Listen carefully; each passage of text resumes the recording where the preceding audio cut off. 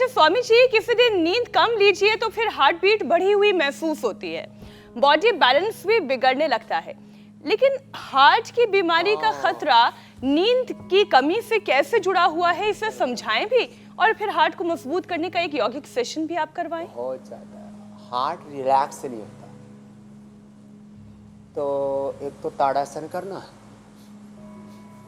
जो हमने शुरू में करवाया, ताड़ासन।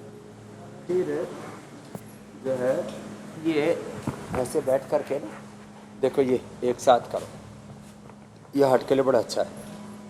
लंबा श्वास भर के ऐसे, अर्जुन की छाल दालचीनी। एक अरुण अभी बहुत सीनियर चार्टर्ड अकाउंटेंट आए, बोले जी अर्जुन की छाल दालचीनी ली, हार्ट के ब्लॉकेज खत्म, हार्ट का इजेक्शन फ्रैक्शन अच्छा, और साथ में कोलेस्ट्रॉल भी अच्छा हो गया, साथ में वेट भी कम हो गया, साथ में शुगर। अर्जुन की छाल थोड़ी सी दालचीनी डाली उसमें, और 14 HbA1c थी शुगर, वो आ गई कितने पर, 5.7 पर। नॉन डायबिटिक भी हो गए, जिनका प्लेटलेट बढ़ा हुआ वो भी अच्छा हो जाता है, साथ में गोधन और कोट पी लो। तो ये अब बताओ, ये हार्ट कार्डियोग्रिड खाली पेट खाने के बाद हृदयामृत ले ली तो ना तो एंजियोप्लास्टी की ज़रूरत, ना बाईपास ओपन हार्ट सर्जरी की ज़रूरत, ना पेसमेकर की ज़रूरत। किसी का इजेक्शन फ्रैक्शन कम हो जाता है, किसी का।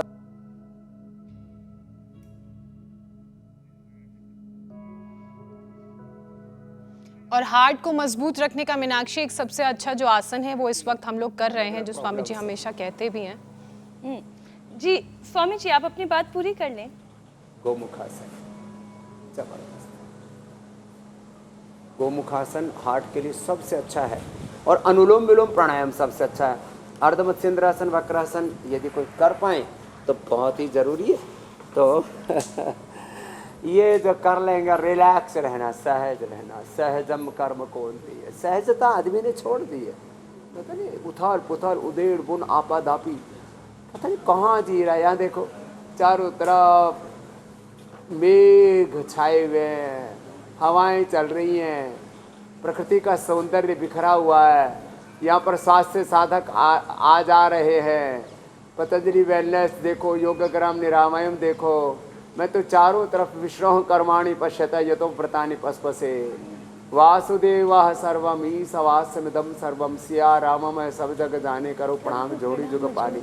हम तो ऐसे ही आत्मानंद में रहते हैं, चारों तरफ एक सीताराम लक्ष्मी नारायण उमा महेश्वर का दर्शन करते हैं, आत्मस्वरूप का सब में दर्शन करते हैं। यो माम पश्यति सर्वत्र सर्वम च मयि पश्यति। ये गोमुखासन, अनुलोम विलोम, ये बड़ा जबरदस्त है।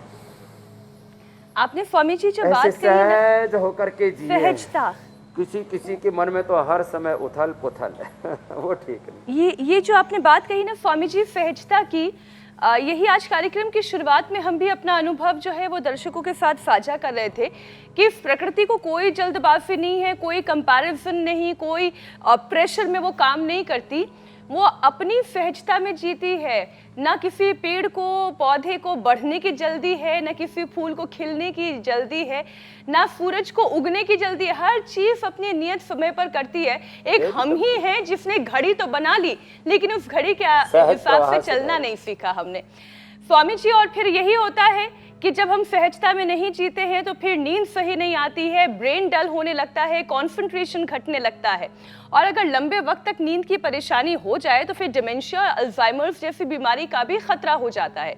हेल्दी माइंड के लिए क्या करना चाहिए? हाँ, जीवन चक्र, काल चक्र, ऊर्जा चक्र, ब्रेन और ब्रेन के जो न्यूरॉन्स हैं उनसे निकलने वाले जो सिग्नल्स हैं उनका जो चक्र है, शरीर चक्र पूरा अंदर से मूलाधार से सहस्रार से लेकर के अंतःचक्र और उनकी ऊर्जा का चक्र गड़बड़ा जाता है तो आदमी चक्रव्यूह में फंस जाता है। ये बड़ा ज़बरदस्त है। लंबे सांस, मेधावटी, मेमोरी ग्रिड और पार्किंसन, अल्जाइमर, डिमेंशिया का खतरा जिनको आ चुका है वो फिर न्यूरोग्रिड, इम्यूनोग्रिड के लोग।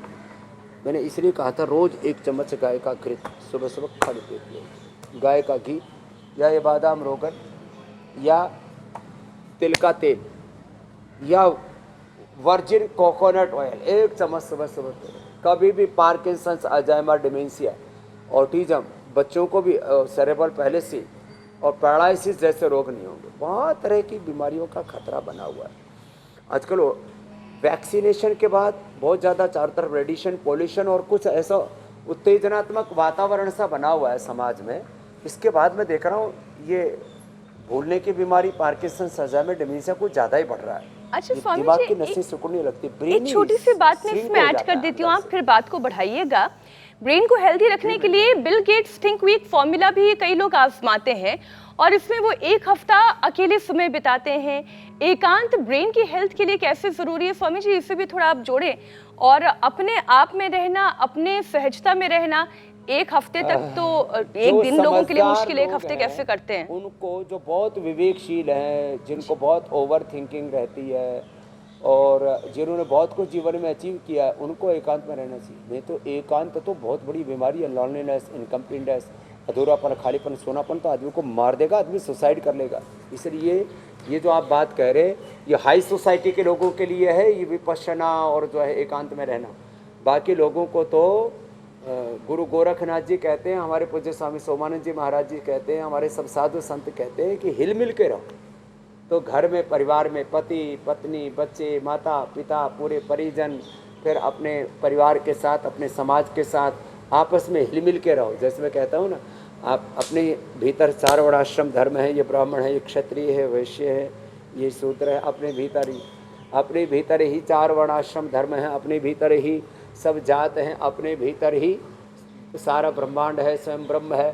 तो अपने भीतर, अपनी मढ़ी में, जैसे कबीर साहब ने कहा है ना, साधो जुगन जुगन हम योगी, अवधूत युगन युगन हम योगी। तो एकांत में रहने वाला जो प्रयोग है वो बहुत ही विवेकशील लोगों को करना चाहिए। बाकी तो हिल मिल के रहना चाहिए।